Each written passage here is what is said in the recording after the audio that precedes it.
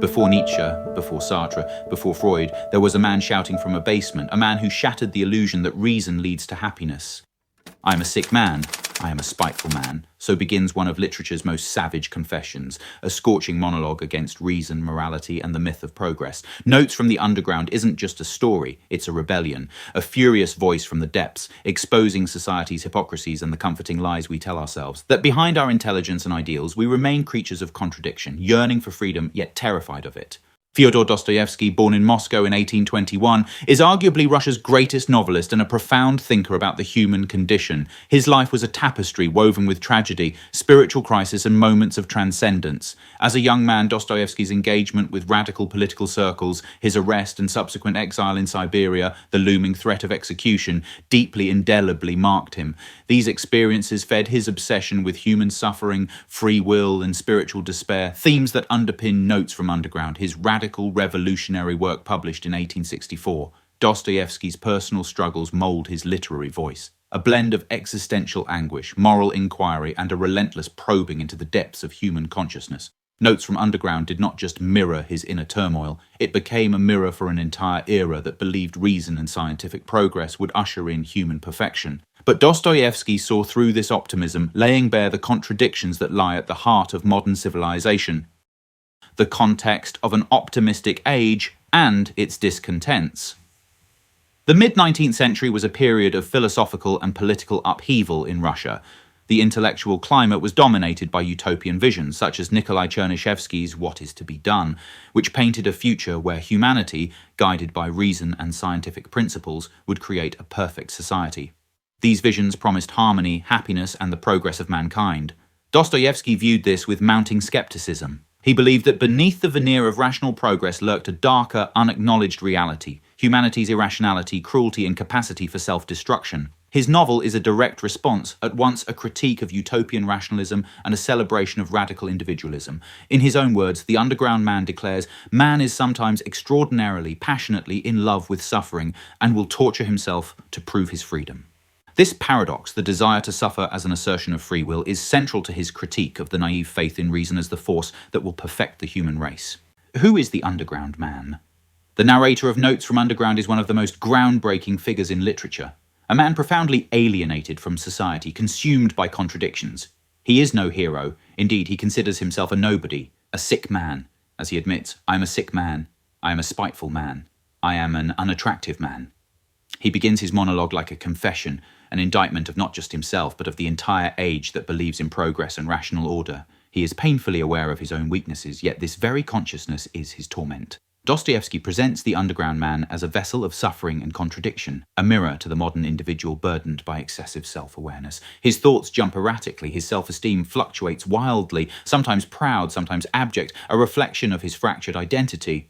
The book is precisely divided into two parts. The first, simply titled Underground, is a frenetic confession, part philosophical treatise, part rant, where he rails against reason, societal norms, and the notion of progress. Here his voice is disjointed, ironic, and oscillates between lucid insight and bitter cynicism. The narrator declares, "I am a man of talents, but I am tired of functioning. Every act is like a sentence I have already read in my own mind and reminds me of my incapacity to act."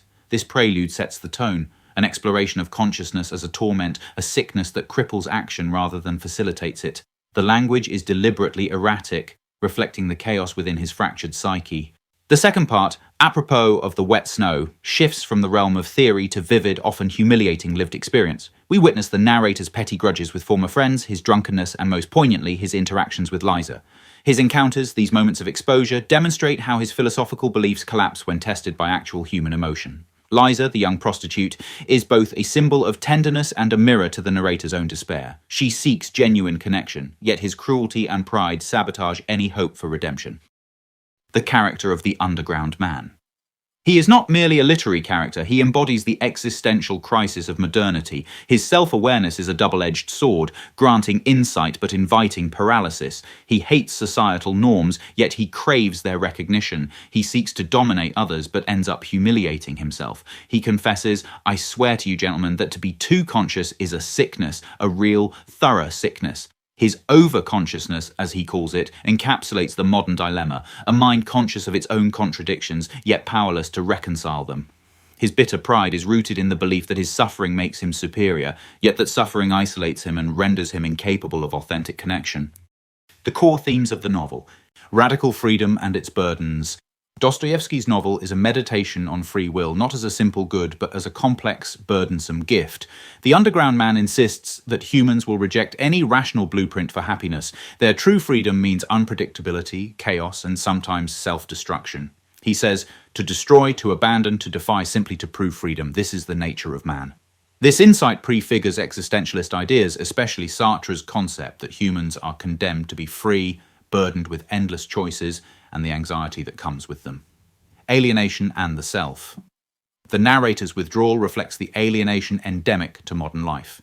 His room, his underground, symbolizes psychological exile, cut off from the warmth of human connection, yet craving it desperately. His disdain for others masks a longing to be recognized, the absurd and the irrational. The narrator acts against his own best interest, driven by irrational will. His petty cruelties, poisoning relationships, exemplify the absurdity of trying to master life through rational control alone.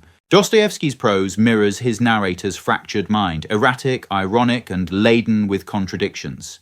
His use of symbolism, the underground as a space of moral and psychological decay, evokes the hidden depths of human consciousness. The persistent imagery of wet snow symbolizes moral ambiguity, decay, and the blurring of moral boundaries. Irony saturates the narrative, particularly in the narrator's self-deceptions, which are far clearer to the reader than to himself. This dramatic irony intensifies the disturbing truth of his condition, a man who knows his flaws but feels powerless to change. Dostoevsky's blending of philosophical essay and psychological novel created a new literary form, a precursor to modernist fragmentation and interiority, foreshadowing Kafka, Beckett, and Camus. Notes from Underground shook the foundations of 19th century thought. Challenging the belief in reason's limitless power, the novel introduced darkness, chaos, and irrationality as intrinsic to the human experience. Nietzsche praised Dostoevsky as the only psychologist from whom I have learned anything, recognizing in him the profound exploration of human drives. Freud's psychoanalysis echoes Dostoevsky's insight into the depths of conscience and neurosis. Sartre explicitly built upon the novel's themes of radical freedom, bad faith, and alienation. Kafka, Camus, and Beckett each owe a debt to the dark, fragmented voice of the underground man. Dostoevsky's influence extends into modern psychology, critical theory, and literature, shaping the way we understand internal conflict, moral ambiguity, and the human condition. Perhaps the most haunting aspect of this novella is its moral and spiritual paradox, that consciousness, our capacity for reflection and moral judgment, leads us into suffering rather than salvation. The narrator's rebellion against societal systems devolves into self-torture. The novel's closing insight is devastating.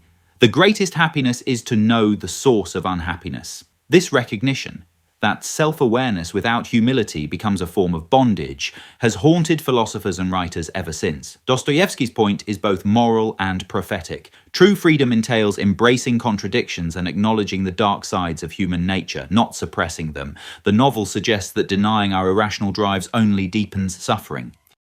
The enduring legacy. More than a century later, Notes from Underground remains a mirror for every age, a testament to the complexity of human freedom, alienation, and moral chaos. It's a meditation on the cost of consciousness and the risks of radical individualism. His narrator would likely reject our obsession with systems and algorithms, a world eager to reduce human behavior to data points and predictable patterns. Yet the underground whispers that beneath this surface lies something unruly, impossible to fully comprehend or contain.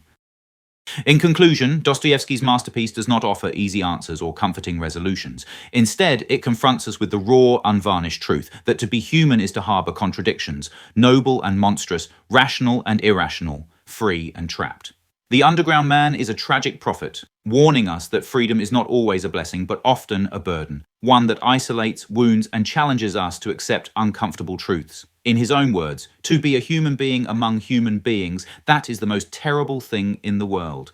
As modern life increasingly seeks to manage and predict human behavior, Dostoevsky's voice persists, raw and prophetic, whispering from the shadows, reminding us that we are neither machines nor perfect beings, but complex, contradictory souls.